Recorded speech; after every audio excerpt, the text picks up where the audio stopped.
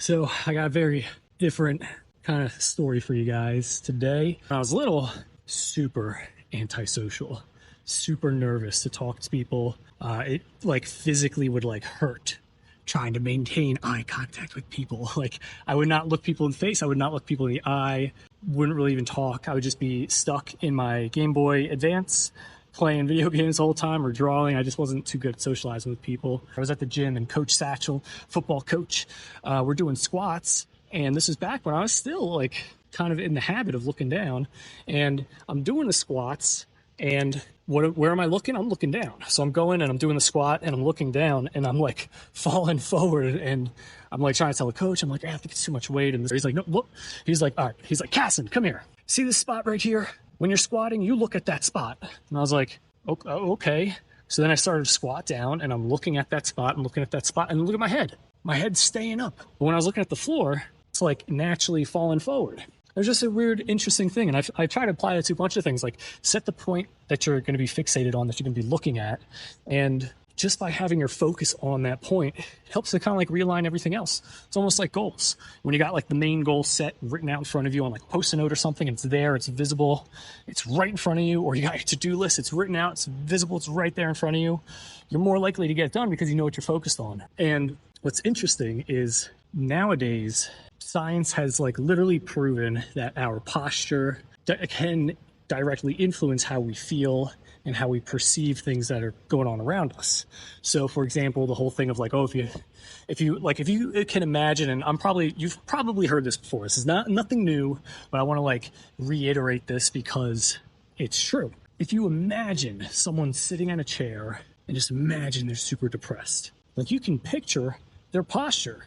You can picture how their face probably looks. You can just probably instinctually imagine what their breathing is like, how they're talking, and sort of like what they're doing with their posture and things like, and then imagine like across the hall from them or across the room, there's another person sitting in another chair. They're just like emanating confidence. You can probably picture how they're sitting, probably picture how they're breathing. They're probably not even breathing too much in their chest. They're probably breathing much more in the gut. Their eyes are probably up and open and looking around, and their head is probably up tall, And to say whether or not someone's posture gives them confidence or makes them depressed, that's not necessarily what I'm trying to get at here, but I am trying to say that those things can influence how you feel. And as I was a kid, me looking down at the floor all the time, not making eye contact, being like this, like it definitely did not help with my confidence and things like that. And it's just so interesting because nowadays walking around, exercise that I like to do, and it's not even really an exercise, it's something I try to like keep in mind. It's don't look down, look up, keep your head high. Like if you're looking up, like you can't have your chin down and be looking up at the same time. You could, but it looks a little creepy. With this 5 zoom out filter, I look like I got like mega mind brain over here.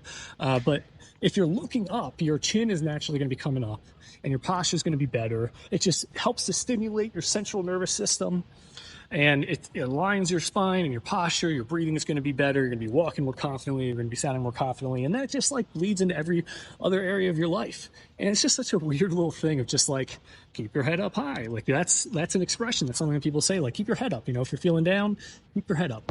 But quite literally, and a small thing that can influence that is just where you're looking. Keep your eyes up. Keep looking up. And in fact, boom, here, hold my phone up a little higher. That way, keeping posture up and the head up high. But yeah, when it comes to your goals, write it out, have it right in front of you. If it comes to your posture, keep your head up, and that can be easily influenced by just where you're fixating your vision and where you're looking. So look up high, keep your head up high, keep your sights set on what you want to accomplish. You'll have more confidence, have some better posture, and go and get things done. All right, guys. Peace.